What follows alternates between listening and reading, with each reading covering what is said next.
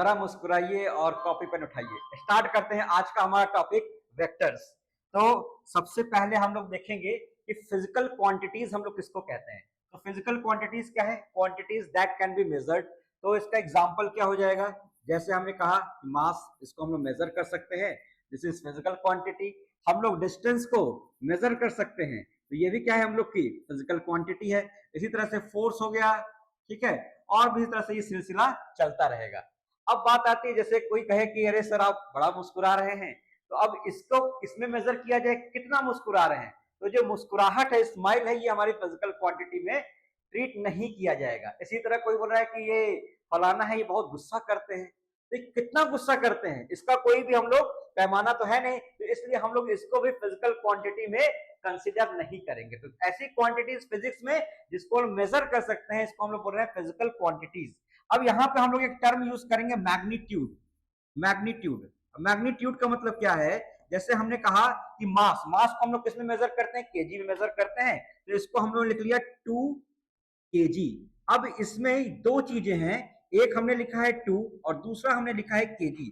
तो 2 को हम लोग क्या बोलेंगे? दिस इज न्यूमेरिकल वैल्यू, और जो केजी है दिस इज यूनिट, और ये दोनों मिलके क्या हो जाएगा? This is magnitude.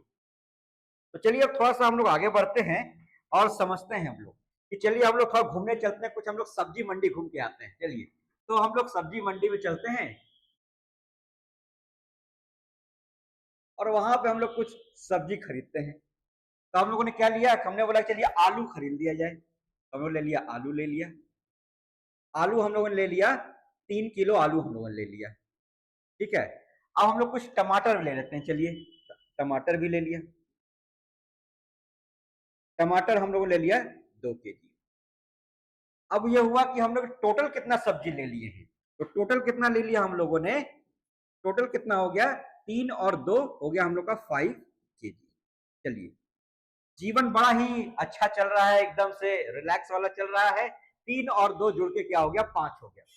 चलिए अब हम लोग कुछ और बात करते हैं। अब हम लोग यहाँ पे लेते हैं कि हमारे पास देखिए एक एक डिब्बा ये हो गया, एक डिब्बा हमारे पास और है।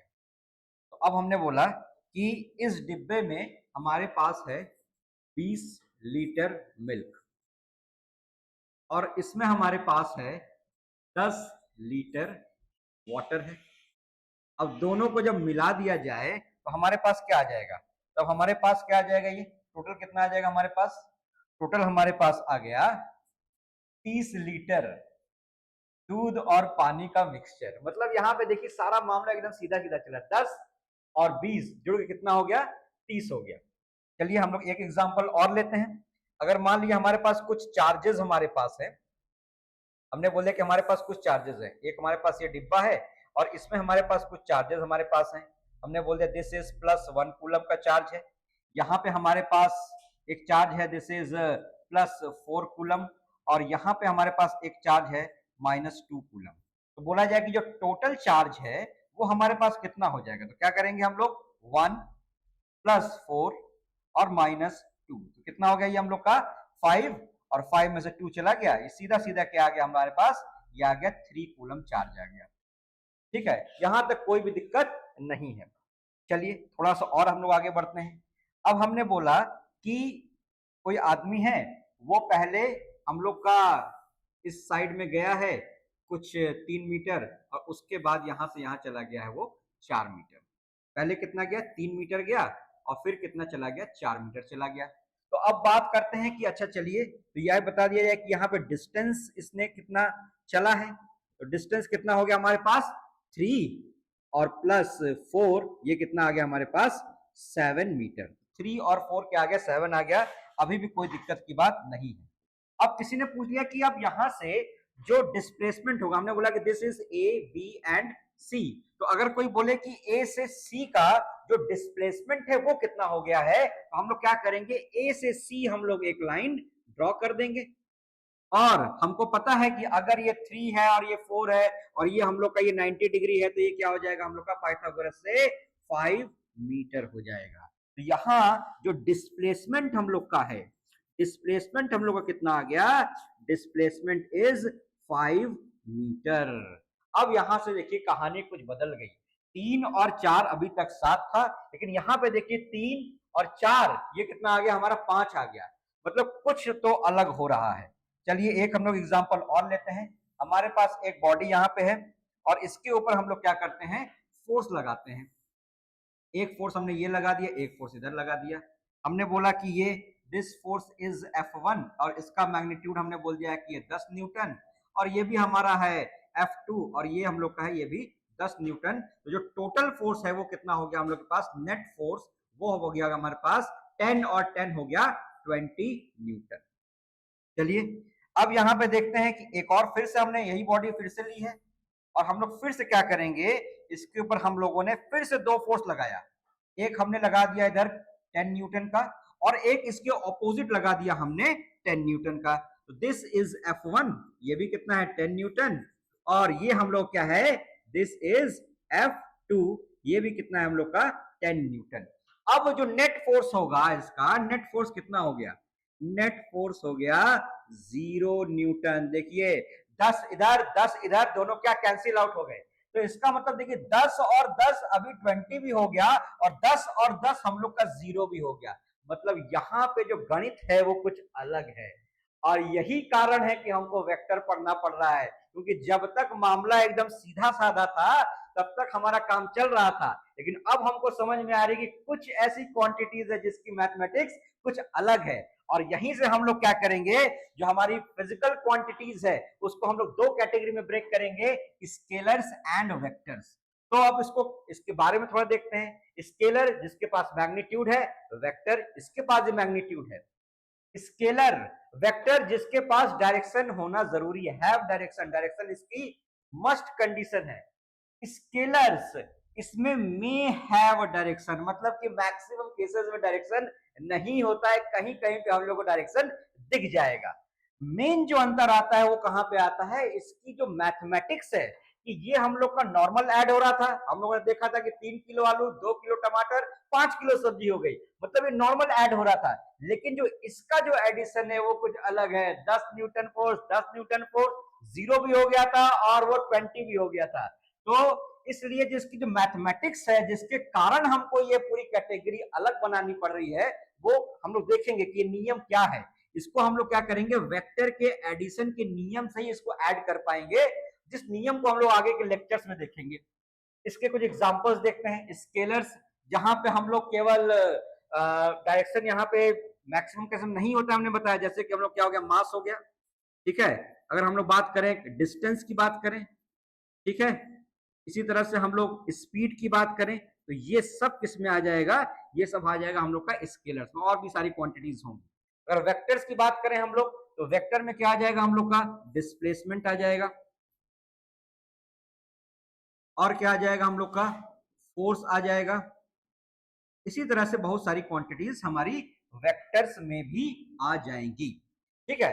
अब यहाँ पे एक ये टर्म आया था कि मे हैव डायरेक्शन, तो यहाँ पे थोड़ा सा लगता है कि ये सब मजा नहीं आ रहा है कुछ, तो चलिए इसको देखते हैं।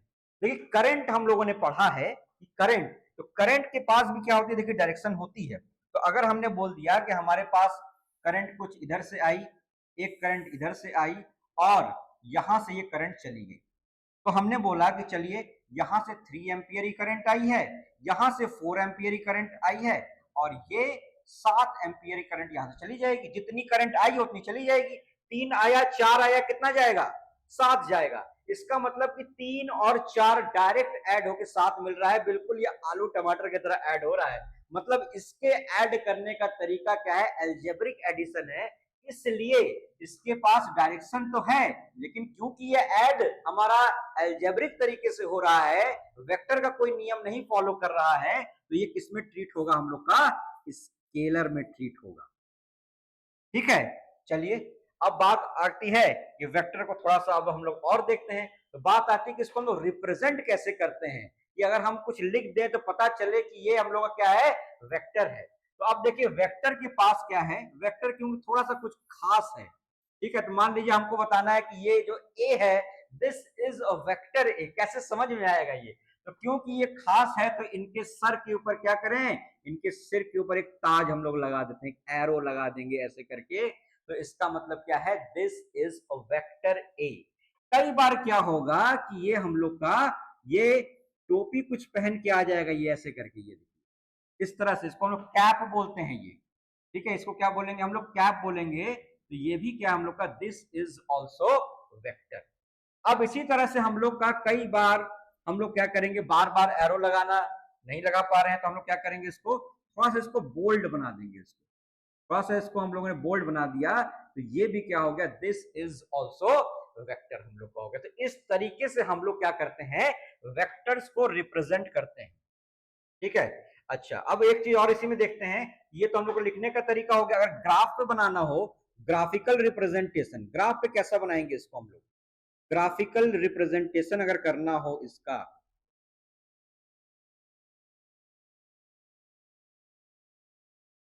तो ग्राफ पे हम लोग क्या करते हैं, इसको हम लोग एरो से दिखाते हैं, इसको हम लोग किससे दिखाएंगे, एरो से दिखाएंगे।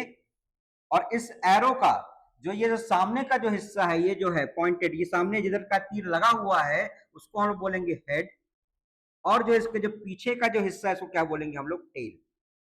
अब इस वेक्टर के पास क्या है, इस वेक्टर के पास दो चीजें हैं, क्या है, मैग्नीट्यूड भी है और डायरेक्शन भी है। तो इसका मतलब कि इस जो हम लोग एरो बनाए हैं, इस एरो के पास भी क्या होगा, दो चीज होंगी। तो जो एरो का डायरेक्शन होगा, डायरेक्शन ऑफ एरो, ये क्या बताएगा हम लोग को, ये हम लोग को बताएगा डायरेक्शन ऑफ वेक्टर हम लोग को बताएगा। और इसी तरह से जो लेंथ होगी, लेंथ ऑफ एरो क्या बताएगी, लेंथ ऑफ एरो ये हम लोग को बताएगा मैग्नीट्यूड ऑफ वेक्टर। तो जब भी हम लोग को वेक्टर बनाना होगा ग्राफ पे, तो हम लोग क्या करेंगे, उसको एक एरो से दिखाएंगे, ठीक है। अब जब भी हम लोग वेक्टर की बात करेंगे तो उसमें कुछ डायरेक्शंस भी आएंगी। देखिए हम लोग को पता है कि ये नॉर्थ है, ये साउथ है, ये हमारी ईस्ट है और ये वेस्ट है। अब इसी के साथ हम लोग का अगर ये एकदम बीचों बीच से जाता है, तो ये क्या हो जाएगा, बीचों बीच से इधर जा सकता है, इधर जा सकता है, इधर चला गया बीचों बीच से 45 डिग्री के एंगल पे, या ये इधर चला गया। तो हम लोग को ये ध्यान रखना है कि जब भी ये एकदम बीचों बीच से जाएगा, मतलब ये 45 डिग्री के एंगल पे जा रहा है, मतलब ये किसी भी दोनों के बीच से जा रहा है। क्लियर है ये चीज, नॉर्थ और ईस्ट के बीच से गया तो क्या लिखेंगे, इसको नॉर्थ ईस्ट लिख देंगे। इसी तरह से अगर ये साउथ और ईस्ट के बीच से गया तो इसको साउथ ईस्ट लिख देंगे। साउथ और वेस्ट के बीच से गया तो क्या लिखेंगे, इसको साउथ वेस्ट लिख देंगे। और अगर नॉर्थ और वेस्ट के बीच से गया तो इसको नॉर्थ वेस्ट लिख दिया जाएगा। तो ये एक तरीका हो गया हम लोग के पास। अच्छा, कई बार क्या होता है कि हमारा 45 पे नहीं है, तब हम लोग कैसे करेंगे, तब देखते हैं उसको क्या क्या किया जाए। तो हमने बोला कि हमारे पास ये तो हमको पता है कि दिस इज, ये नॉर्थ हो गया, ये हम लोग का साउथ हो गया, this is east and this is west. अब हमने बोला कि हमारे पास कोई वेक्टर है जो कि ऐसे करके है और 45 डिग्री पे ये नहीं है, ये किस पे है, ये 30 डिग्री पे है। तो इसको लिखने का जो तरीका होगा क्या होगा, इसको हम लोग लिखेंगे 30 डिग्री। अब हम ईस्ट से नॉर्थ की तरफ जा रहे हैं तो इसको लिखेंगे नॉर्थ ऑफ ईस्ट। तो जहां से जाते हैं वो बाद में होता है, जहां जाते हैं वो पहले होता है। एक और देख लेते हैं हम लोग इसी तरह से, इसी में ही।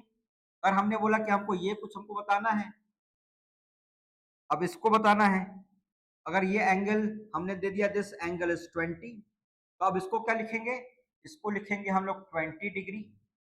और ये कहां जा रहा है, नॉर्थ से वेस्ट की तरफ जा रहा है, तो क्या लिखेंगे, वेस्ट ऑफ नॉर्थ।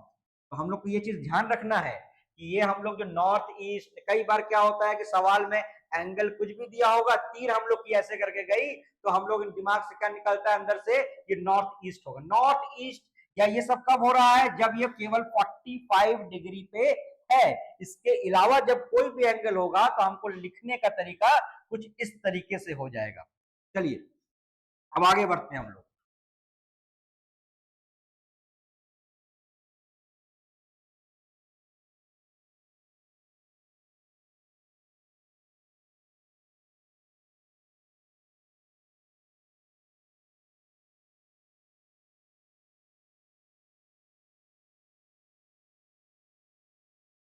अब इसमें देखिए एक प्रॉपर्टी आती है वेक्टर्स की, if vectors are shifted parallel to itself और rotated by 360 degree then vector remains unchanged. मतलब क्या है इसका, इसको एक एग्जांपल से देखते हैं हम लोग कि अगर हमारे पास एक एग्जांपल है, हमने बोल दिया कि एक फोर्स है F जो कि हम लोग का है 100 न्यूटन नॉर्थ।